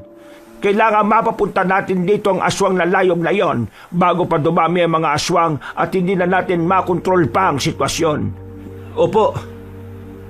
Hindi ko na nga muna nilingon si Ralph at iba pa katulad ng bilin sa akin. Pero sa tuwing makakarinig ako ng kakaibang ingay sa labas ay hindi ko talaga maiwasang hindi mapasulyap.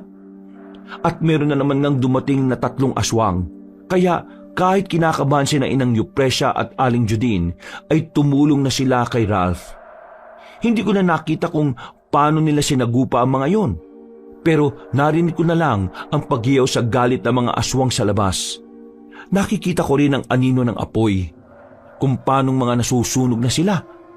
Mas lalo tuloy umusbong ang kaba ko. Hindi na rin para sa akin, kundi para sa mga kasama ko. Baka kasi mapahamak pa sila ng dahil lang sa akin. Nagsunod-sunod na nga kasi ang pagdating ng iba't ibang uri ng aswang at kitang-kita ko sa mga mukha ng kasama ko kung paano silang mahirapan at matakot sa mga nangyayari. Lalo na sina Inang Yupresya at Aling Judine na wala namang alam sa pakikipaglaban sa mga ganong uri ng nilalang. Matagal pa po ba silang darating, Cadelion? Hindi ko rin alam. Ang mabuti pa'y maghintay pa tayo ng kaunti doon eh.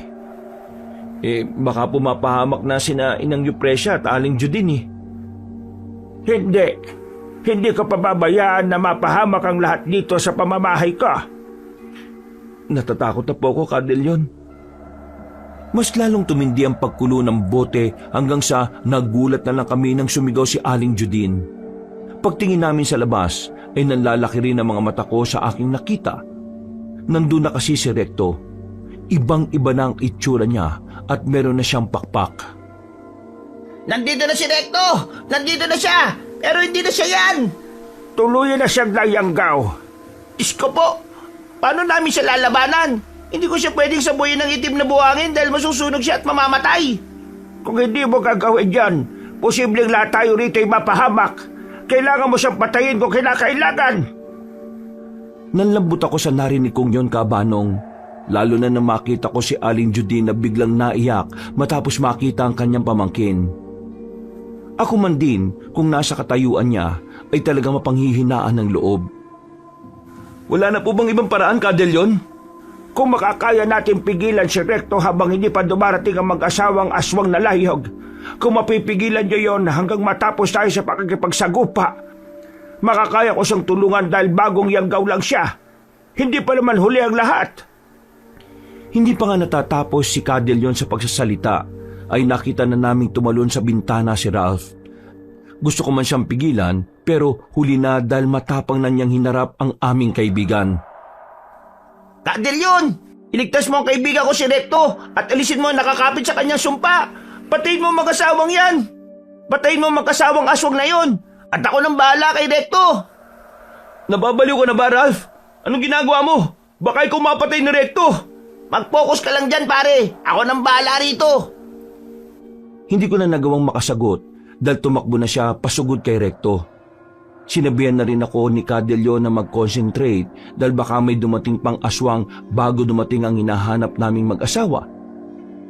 At hindi nga siya nagkamali dahil may dumating pang ang dalawang aswang na kung tawagin ay luwad. Kulay putik sila na amoy lupa. Nanlilisik ang mga mata at naglalaway na parang takam na takam sa sariwang karne at dugo ng tao. Kahit natatakot ay wala namang magawa sina Inang Eupresia at Aling Judine kundi ang lumaban. Pero kamalas-malasa naman dahil naubos na pala, Kabanong, ang mga hawak nila sa garapon. Bago pa sila makakuha ng panibago, ay nakapasok at nakasampa na sa bintana ang mga aswang. Mabuti na lang ay kaagad umaksyon si Cadellion. Gamit ang kanyang tungkod ay hinampas niya ang kamay ng mga aswang na nakasampa. Nagulat ako sa nangyari dahil biglang namaga ang mga kamay ng mga luwad at biglang pumutok. Nahulog sila sa lupa at naglupasay sa lupa na parang mga bulating binudbura ng asin. Ano po ginawa niyo? Sinabi ko naman sa iyo, hindi ko hahayaan na may mangyari masama sa inyo. Hindi ordinaryong baston na ito.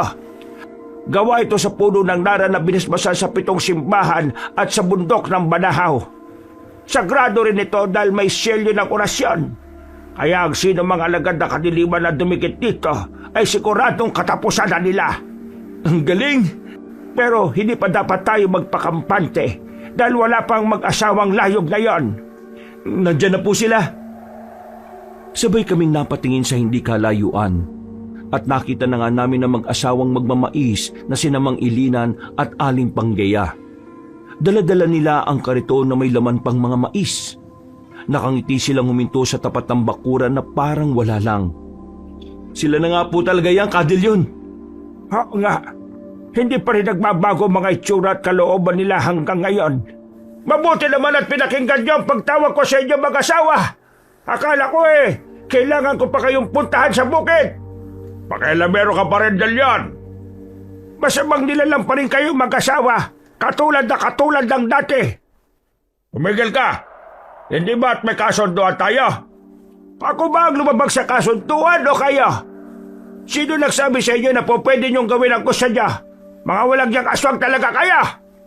Ikaw ang walang hiya. Pakialamero ka sa may buhay na may buhay. Binala ko na kayong magpapatay ng mga inosenteng tao. Pero ginawa niyo pa rin talaga. Kaya hindi ko na palalampasin ang mga ito. Hindi inosente ang mga taong yan. Binigyan namin sila ng leksyon dahil mga gahaman sila. Iba yata yun sa pagpatay. Animal kang aswang ka. Yun ang leksyon na nababagay sa kanila. Inosenteng bata at mag-ina ang ginamay niya. Dapat talaga pinatay ko na kayo noon pa. Ikaw ang dapat pinatay na namin sana noon pa. Kaya ngayon nakikialam ka na naman sa mga plano namin. Hindi na namin ito palalampasin pa. Mamamatay kayong lahat at itatagal namin si Donnie bilang bagong bantay ali. Kayo ang mamamatay ngayong gabi kita. Kitang-kita namin kung paanong unti-unting magpalit ng anyo ang mag-asawang nagtitinda ng mais. At habang ginagawa nila ang pagpapalit ng anyo, ay mas tumindi ang pagkulo ng langis sa boteng nasa mesa. Hanggang sa pumutok ito, kaya napapikit ako sa gulat. Pagdilat ko ng mga mata, ay doon ko na nakita ang totoong anyo na mag-asawang layog. Pareho silang mukhang paniki, lubog ang ilong, nakausli ang matutulis ng ngipin. Naglalaway ang bibig na may mahabang mga dila. Matulis ang tenga, pati ang mga kuko. Maitim na nangingintab ang kutis at nanlilisik ng gusto ang mga mata nila na tila kaya ka ng patayin sa tingin pa lang. Ang pinagkaiba lang nila, may ilang piraso ng tila lagas-lagas na buhok ni Aling Panggeya at mas malaki ang mga pakpak niya. Si Mang Ilina naman ay maliit lang ang pakpak pero ang talim nito sa dulo ay mas mahaba at mas matutulis. Sabay silang nagkampay ng mga pakpak at para yung malakas na unos na sumalubong sa amin. Kusa na lang umaksyon ang katawang ko kabanong. Hinata ko kagad sina Inang Yupresya at Aling Judine palayo sa bintana. Mabuti na lang nga ay ginawa ko yon dahil nang bumulusok doon ng hangin ay nag-iba ang buong bahagi kung saan sila naroon kanina. Kahit si Cadillon ay nagulat din sa nangyari. Kitang-kita ko sa mga mata niya. Bakit? Parang gulat na gulat ka sa nakita mo Hindi ka ba makapaniwala na malaki na ang nabago sa amin? Kung sa tingin mo ay katulad pa rin kami ng dati, nagkakamali ka. Nagpalakas din kami para mapatay ka na rin talaga. At hindi lang kami ang gustong gawin yon. Dahil marami pang iba. Midin kong nagulat ako dahil lumakas ka kayo. Pero meron pa rin hindi nagbago sa inyo. Anong ibig mo sabihin? Mga hunghang pa rin kayo sa pag-aakalang mapapatay niyo ako kahit na matanda na ako. Baliw lang ang mag-iisip niyan. Humanda kayo sa akin at matitikman niyo ang galit ko. Ayaw kumanda dahil mamamatay na kayong lahat nito. Nakita ko matinding galit sa mukha ni Mang Ilinan. Pero ang mas natuunan ko ng pansin ay si Aling Panggeya na binuhat ang kariton at hinagis pa itaas. Maya-maya lang ay para tuloy umulan ng mais at ang magbagsakan yun sa lupa, nakarinig kami ng mahihinang ugong mula sa hindi kalayuan. Palakas yun ng palakas hanggang sa may mga nagdatingan pang ibang nayanggaw maliban kay Rekto. Sige mga alagad! Kunin nyo na ang bagong bantayan ang bagong magbibigay sa inyo ng pagkain mais. Kunin nyo siya at patayin ang lahat ng hahadlang sa inyo. Ang lahat ng mga namumulang mga mata na aswang ay biglang tumuon sa akin. At dahil dito, itinulak ko palayo si Inang Yupresya at Tiang Judine para hindi na madamay pa. Nagsimula nang sumugod sa akin ang mga aswang. Tinakbuhan ko sila hanggang sa makarating ako sa kusina ng bahay ni Cadillon. Nakita ko pa nga siyang tutulong sa akin pero inatake naman siya na mag-asawang layog. Mabuti na lang din ay nakuha kong isang garapon na may lamang itim na buhangin. Kaya pinagsasasabuyan ko ang mga sumunod na aswang. Pero hindi rin naman sila naubos at tinamaan lahat. Nagulat na lang ako. Mula sa bintana sa kanan ay may biglang sumulpot na aswang at hinatak ako palabas. Dahil dito ay nabitiwan ko ang garapon. Nabasag yun at nagkalat sa lupa ang mga buhangin. Pareho rin kaming nadapa ng aswang pero nagsumikap ako makatayo kagad hanggang sa may tumusok sa paa ko. Pagtingin ko ay kuko ito ng aswang na humatak sa akin. Napahayaw ako ng ubod lakas dahil sa sakit. Naramdaman ko rin kasi ang pagbaon nito sa lupa, kaya hindi ako nakaalis sa pwesto. Nang dadakmay na niya ako, ay saka naman dumating sina Inang Yupresya at Aling Judine. Kagad nilang sinabuyan ng itim na buhangin ng halimaw hanggang sa masunog ito at malusaw. Umatras kagad ako para hindi madamay pa sa pagkasunog. Maraming salamat po. Magtago po muna kayong dalawa dahil delikado. Pero kahit anong sabi ko sa kanila, ay nagpumilit pa rin silang proteksyonan ako. Kaya sinikap ko rin maglakad kahit ang totoo ay ramdam na ramdam ko na ang matinding kirot. Pagkaikot namin ay sumalubong pa ang 4 na aswang. Pero wala naman yung mga nagawa dahil sinabuyan naman sila ng itim na buhangin. Mga nasunog na silang lahat at tumakbo na kami palayo sa bakuran. Magtago na po kayo sa ligtas na lugar, Inang Eupresia at Aling Judin. Pupuntahan ko po si Cadelion. Kailangan nila ng tulong ko. Sige na po, parang awa niyo na po. Mas mapapanatag ako kung magtatago na kayo. Napasunod ko rin ang dalawang may edad na babae. Nang makita kong ligtas na silang nagtatago sa isang kubo ni Cadelion, ay dali-dali akong umalis. Pagdating ko sa harap ng bakuran ay inabutan ko nga silang nagsasagupang tatlo. Kitang-kita sa mukha ni Cadelion ang pagod at hirap, pero sinisikap niyang lumaban. Nag-alala ko para sa kanya, Kabanong. Pero nang makita ko ang lagay ni Mang Ilinan at Aling Panggeya ay nanlaki ang aking mga mata. Duguan kasi sila at parang sila pa yata ang dihado sa labanan. Cadelion! Anak ng tokwa, bakit nagpakita ka pa rito? Ikaw nga ang tinatarget ng dalawang to eh. Libangan mo ba ang magtanga-tangaan, ha, Donnie?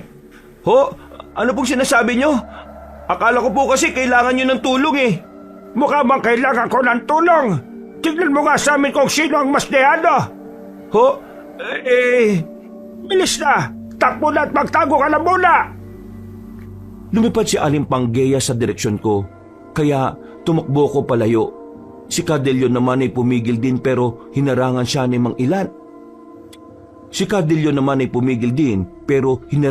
Mang Ilinan. Dahil sa hirap ako makatakbo gawa ng tama sa paa, kaya naabutan ako ng babaeng aswang. Nadagit niya ako pero sinikap kong manlaban. Hanggang sa gamitin niya ang matatalim na kuko at tinusok to sa magkabila kong balikat. Napahiyaw ako ng husto sa sakit at halos mawalan ako ng malay tao habang tumatagas ang dugo sa katawan ko. Nang tila mawalan na ako ng malay tao ay narinig ko ang malakas na pagsigaw ni Aling Panggeya. Hindi ko rin alam kung anong nangyayari. Hindi ko na kasi magawang makatingala dahil sa panghihina. Naramdaman ko na lang na unti-unti kaming bumababa hanggang sa tumama kami sa mga puno. Natanggal lang ang pagkakatusok niya sa balikat ko kaya dumausdos ako pababa. Hanggang sa kumalang sa isang matabang sanga. Nakita ko naman na dumire-diretso si Aling Panggeya hanggang sa mahulog sa pinakababa, sa lupa. Malabo na ang paningin ko dahil sa sobrang panghihina. Pero sigurado ako na sina Inang Eupresia at Aling Judin ang dumating para saklolohan ako. At maya-maya lang din ay napamulagat ako matapos makitang nag-aapoy na si Aling Panggeya at tuluyan ng natupok at namatay. Habang nakatingin sa akin ang dalawang ginang, ay nakarinig kami ng malakas na ungol mula sa hindi kalayuan. Sigurado kong si Mang Ilinan na yon, kaya kahit nangihina ay pinilit ko pa rin makasigaw. Inang Eupresia! Aling Judin! Alis na po kayo! Paparating na po si Mang Ilinan! At hindi nga ako nagkamali. Mula sa hindi kalayuan ay nakita kong papalapit sa nasusunog na aswang ang matandang lalaking layog. Paglapag niya ay hindi rin naman siya nakalapit dahil lumarang sina Inang Eupresia at Aling Judin.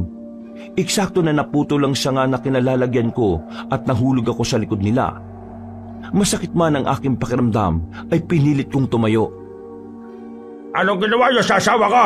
Pinatay niyo si Panggeya! Magbabayad kayo! Sumuko ka na, Ilinan! Nakita mo naman at patay na ang asawa mo! Napalilibutan ka na namin! Kaya wala lang dahilan para lumaban pa! Hindi! Hindi ako magpapauli ng buhay sa inyo! Mas mabuti para sa akin para wala ring dahilan para kaawaan kita! Mamamatay na kayong lahat! Sinasabi ko naman sa iyo, di ba? Kayo ng asawa at kapwa mo aswang ang mamamatay ngayong gabi. Ito na ang katapusan ng mga bantayan eh. Wala nang susunod sa yapak mo. At mambibiktima sa ilang mga tao. Wala nang magpapanggap na mga mag-asawang nagtitinda ng mais. Walang hiya ka talaga. Papatayin kita! Papatayin kita! Sumalaki pa nga si Mang Ilinan pero walang kabuhay-buhay lang siyang iniwasan ni Cadelion. Habang nakasandal ako sa puno at inaalalayan ng dalawang ginang, pinagmasdan lang namin sila. Paulit-ulit lang sa pagsalakay ang matandang lalaking aswang pero wala na siyang napapala sa mga nangyayari. Hanggang sa pinatid na lang siya ni Cadelion.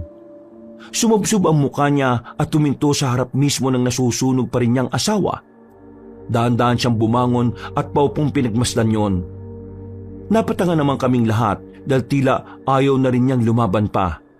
At unti-unti ngang nagsaan yung tao si Mang Ilinan. Kitang-kita ko ang pagkuyom ng mga kamao niya habang umiiyak dahil sa matinding paghihinagpis. Asensya ka na, mahal kong Panggeya. Hindi kita naprotektahan laban sa mga hayop na taong ito. Pero mangako ko sa iyo, kung loloobin ng Diyos na kaniliman na mabuhay tayong ulit na magkasama sa kahit sampang mundo, hindi na kita pababayaan. Hindi ko alam kabanong kung anong nararamdaman ko habang sinasabi ni Mang Ilinan ng mga yon. Alam kong aswang siya at masama. Pero sa kabilang banda ay nakaramdam pa rin ako ng matinding awa. Kahit papano kasi ay mga nilalang pa rin naman sila at may karapatang mabuhay. At nagulat na lang kami dahil bigla niyang niyakap ang asawa niyang nasusunog. Sumigaw siya ng sumigaw dahil sa sakit hanggang sa unti-unti na rin siyang magliyab at matupok ng apoy. Nang malusaw ang mga katawan nila ay nagulat kami dahil may itim na sisiw na lumitaw mula sa pwesto nila kanina. Namumula ang mga mata nito at tila mamasa-masapak kaya nahiwagaan kami ni na Inang Eupresya at Aling Judin. Huwag kayong magtatangkang lumapit sa sisiw na yan, lalo ka na doon eh. Po, ano po bang sisiw na yan? Yan ang ugat ng pagiging layog nila. Yan yung dahilan ng pagiging bantay-ani nilang magkasawa. At dahil ikaw ang itinalaga nila, kapag lumapit ka dyan, siguradong papasok yan sa katawan mo. At kapag nangyari yon, mahihirapan akong mailigtas ka dahil hindi naman ito katulad ng pagkayanggaw lang. Sa iyo mismo inilipat ang kapangyarihan ng mag-asawang nagtitinda ng mais. Nakakatakot naman yan. Napatras kami ng bigla nang lumakad palapit sa akin ang sisiw. Nanlilisik ang mga mata nito at biglang bumilis na parang manok na nagagalit. Mabuti na lang ay mamilis din ang pag-aksyon ni Cadelion kahit pa pagod na rin siya. Dinakma niya ang nasabing sisiw at kaagad na ikinulong sa garapon na may itim na buhangin. Tinakpan niya rin ito kaagad kaya hindi na nakawala pa. Matagal pa bago tuluyang mapuksa itong itim na sisiw. Pero magandang balita dahil wala ka na sa ilalim ng sumpa ng mag-asawang yon. Salamat sa Diyos. Pero nasa na po si Ralph? Nandito ako, guys! Natagulan ako bago ko mapatay mo itong si Recto eh. Akala ko mauna pa ako mamatay bago nyo matapos ang labanan. Pagtingin namin kay Ralph ay duguan na rin siya at halos mahubaran na sa pagkagutay-gutay ng damit. Si Recto naman ay walang malay habang nakatali ng mahigpit.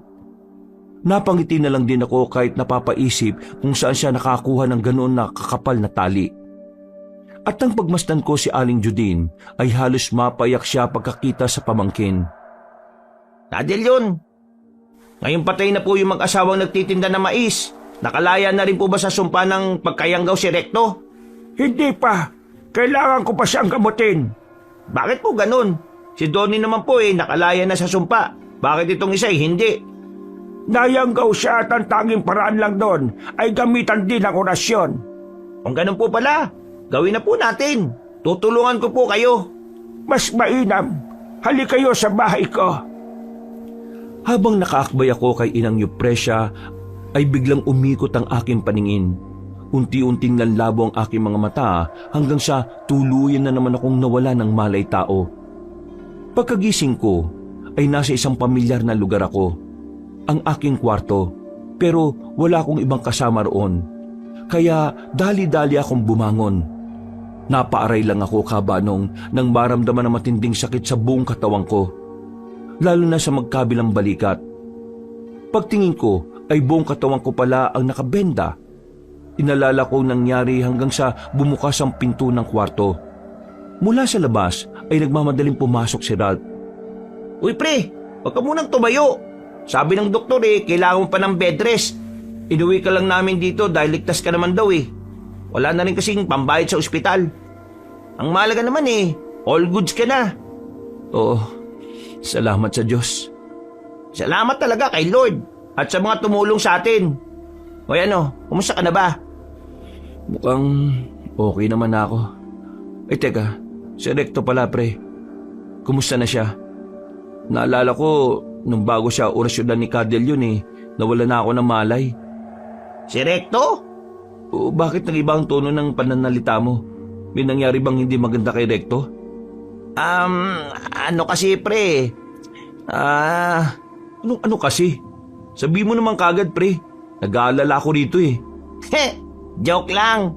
Okay na siya pre. Nandun siya sa kusina at nagluluto. Nagbigay kasi si Inang Yupresya ng ulam na masasabawan Ay grabe ka naman Pinag-alala mo pa ako. Seryoso ba? Oo nga, promise. Pwera biro pre. Ayaw pang maniwala Pagkatapos mo kong loko-lokohin ng ganyan, tapos sasabihan mo pa akong ayaw pang maniwala. Siyempre para naman ma-excite ka. Hindi talaga nakaka-excite. Nakakainis Ay teka, tawagin ko. Wait lang. Hindi na nagsalita si Ralph dahil dumating na nga si Recto. Tuwang-tuwa ko Kabanong. Napaluha pa dahil sa wakas ay okay na rin ang kaibigan ko. Maya-maya pa ay inalalayan nila ako pareho na umupo sa higaan at sabay-sabay kaming nananghalian doon. Ikinuwento nga nila sa akin ang nangyari, kung paanong ginamot ni Cadel yon si Recto. Mabuti na lang din pala ay hindi pa siya nakakatikim ng sariwang karne at dugo ng tao. Kaya naging mabilis lang din ang gamutan at orasyon. Nagulat din ako nang malaman na 1 linggo na pala akong walang malay. Pakiramdam ko kasi ay ilang oras pa lang akong natutulog. Pagkatapos ng pangyayaring yon ay maraming nagbago sa amin. Mas naging positibo kami magkakaibigan sa pagharap sa hamon ng buhay. At kahit pa masakit ang nangyari sa pamilya ni Recto, unti-unti niya itong natanggap. Makalipas lang ang 2 taon ay nakahanap na rin siya ng bagong mamahalin. Ako rin at si Ralph ay nakahanap na ng kanya-kanyang girlfriend na siya na rin naman naming napangasawa. At sa tuwing nagkakasiyahan kami at nakakainuman, kapag binabalikan namin ang kwentong ito, ay namamangha pa rin kami dahil naranasan namin. Pero ibiniling kasi ni Cadel yon na isikreto ang ganitong klase ng bagay, lalo na sa mga taong iba ang intensyon. Kaya si Inang Yupresya malaki rin ang nagbago sa kanya. Hindi na sa tsismosa dahil siniguro niyang ang lahat ng kanyang ibabalita ay pawang katotohanan lang. Naging takbuhan na rin siya ng mga tao sa barangay namin at nanalo pang konsehala. Masaya po kaming namumuhay hanggang ngayon at gusto ko lang din i-encourage ang mga nakikinig na magpatuloy lang tayo sa hamon ng buhay. Kahit mahirap ang mga pinagdaraanan natin, wag na wag nating isasanla ang kaluluwa natin sa kasamaan. Maniwala tayo sa Diyos na buhay at mas piliing manalig sa Kanya upang ang anumang alagad ng kadiliman ay layuan tayo at katakutan. Sabi nga ni Cadel yon, ang panalangin pa rin at pananampalataya ang pinakamabisang sandata laban sa kasamaan. Nawa po ay marami kayong nakuhang aral sa naiiba kong kwento. Maraming salamat po Kabanong at sa lahat ng mga kayanggaw at kabangers natin na walang sawang sumusuporta sa programang ito. Pagpalain tayong lahat ng ating may kapal.